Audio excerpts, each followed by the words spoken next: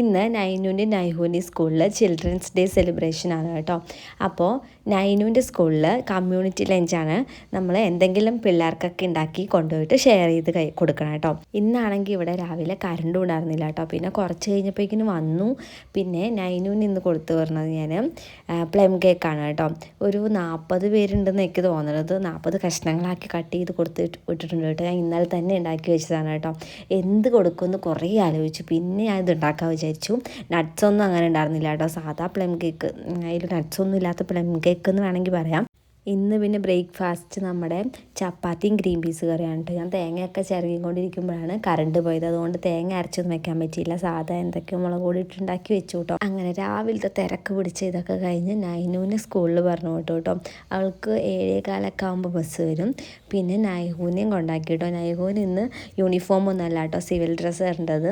അപ്പോൾ ഒരു ഡ്രസ്സ് ഇട്ട് കൊടുത്തു വിട്ടു. പിന്നെ അവിടെ നോ ബാഗ് ഡേ ആണ്. ബാഗൊന്നും കൊണ്ടുപോകണ്ട, പക്ഷേ ഇങ്ങനെ കൈക്കാള എന്തെങ്കിലും കൊണ്ടുപോകണ്ട, അതുകൊണ്ട് ബാഗ് കൊടുത്തു വിട്ടു കേട്ടോ.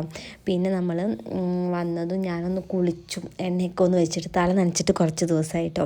ഇവിടുത്തെ വെള്ളമാണെങ്കിൽ കൊള്ളൂല. എൻ്റെ തലമുടി നല്ല പോകണ്ടോന്ന് എനിക്കൊരു ഡൗട്ടുണ്ട്. അതുകൊണ്ട് അമ്മ നാട്ടിൽ നിന്ന് കൊടുത്തു വിട്ട കാച്ചി എണ്ണയൊക്കെ തേച്ച് അങ്ങോട്ട് ഒരു കുളി പാസ്സാക്കിട്ടോ. അങ്ങനെ നൈഹു കുട്ടീനെ പോയി വിളിച്ചിട്ട് വന്നിട്ടോ. അവളുടെ ടീച്ചർ മഞ്ചും ബിസ്ക്കറ്റ്, പെൻസില്, ബലൂണ് അങ്ങനെ കുറേ സാധനങ്ങൾ കൊടുത്തു വിട്ടിട്ടുണ്ടായിരുന്നു കേട്ടോ.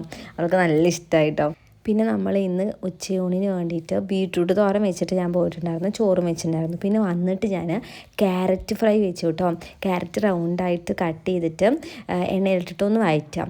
ഒന്ന് വഴന്ന് വരുമ്പോൾ അതിലേക്ക് ഉപ്പ്, മഞ്ഞൾപ്പൊടി, മല്ലിപ്പൊടി, മുളക് പൊടി, ഗരം മസാല, പിന്നെ കുറച്ച് കടലമാവ് ഇട്ടിട്ട് ഒന്ന് ഫ്രൈ ആക്കി എടുക്കണം കേട്ടോ. മൂടി വെച്ച് വേവിക്കണം. നല്ല ടേസ്റ്റാണ് കേട്ടോ. എൻ്റെ പിള്ളേർ വിചാരിച്ചത് പൊട്ടറ്റോ ഫ്രൈ ആണെന്നാണ് കേട്ടോ. പിന്നെ ഞാനുണ്ടാക്കിയ നെല്ലിക്കച്ചാറും ഉണ്ടായിരുന്നു കേട്ടോ. പിന്നെ ഞാൻ വിചാരിച്ചു പുട്ടുപൊടി ഒന്ന് വീട്ടിലുണ്ടാക്കി നോക്കാമെന്ന് കേട്ടോ.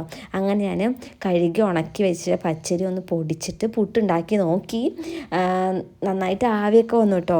ഇങ്ങനെ കണ്ടപ്പോൾ ഞാൻ നന്നായിട്ടുണ്ടാവും വിചാരിച്ചു. ആ ചൂടോടെ കഴിക്കുമ്പോൾ കുഴപ്പമില്ല. കുറച്ചുകൂടി കഴിഞ്ഞാൽ അത് റബ്ബറല്ല പന്ത് പോലെ ആവുമെന്ന് ഉറപ്പാണ്. കാരണം അത്ര കട്ടിയുണ്ട് കേട്ടോ. ചൂടോടെ കഴിക്കുകയാണെങ്കിൽ വലിയ കുഴപ്പമില്ല.